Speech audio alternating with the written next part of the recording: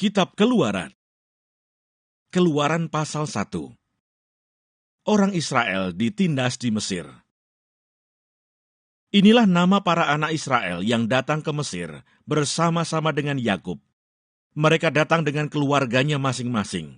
Ruben, Simeon, Levi dan Yehuda, Isakar, Sebulon dan Benyamin, dan serta Naftali, Gad dan Asher. Seluruh keturunan yang diperoleh Yakub berjumlah 70 jiwa, tetapi Yusuf telah ada di Mesir. Kemudian matilah Yusuf, serta semua saudara-saudaranya, dan semua orang yang seangkatan dengan dia. Orang-orang Israel beranak cucu dan tak terbilang jumlahnya. Mereka bertambah banyak dan dengan dahsyat berlipat ganda, sehingga negeri itu dipenuhi mereka. Kemudian bangkitlah seorang raja baru memerintah tanah Mesir yang tidak mengenal Yusuf. Berkatalah raja itu kepada rakyatnya, "Bangsa Israel itu sangat banyak dan lebih besar jumlahnya daripada kita. Marilah kita bertindak dengan bijaksana terhadap mereka, supaya mereka jangan bertambah banyak lagi, dan jika terjadi peperangan, jangan bersekutu nanti dengan musuh kita dan memerangi kita, lalu pergi dari negeri ini. Sebab itu pengawas-pengawas Rodi ditempatkan atas mereka untuk menindas mereka dengan kerja paksa. Mereka harus mendirikan bagi Firaun kota-kota perbekalan, yakni Pitom dan Raamses. Tetapi makin ditindas, makin bertambah banyak dan berkembang mereka, sehingga orang merasa takut kepada orang Israel itu.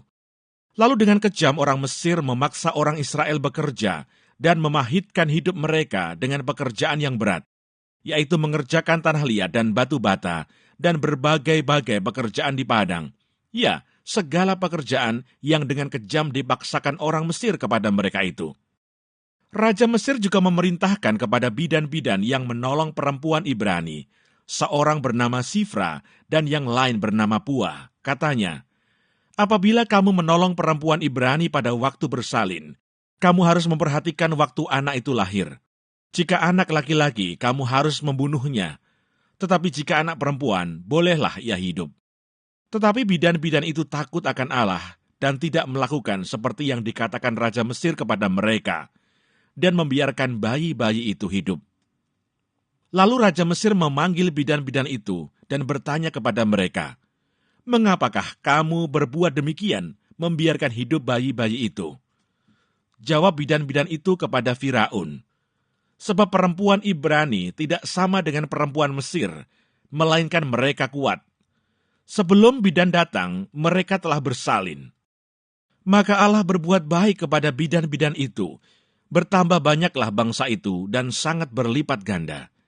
Dan karena bidan-bidan itu takut akan Allah, maka ia membuat mereka berumah tangga. Lalu Firaun memberi perintah kepada seluruh rakyatnya, "Lemparkanlah segala anak laki-laki yang lahir bagi orang Ibrani ke dalam sungai Nil, tetapi segala anak perempuan biarkanlah hidup."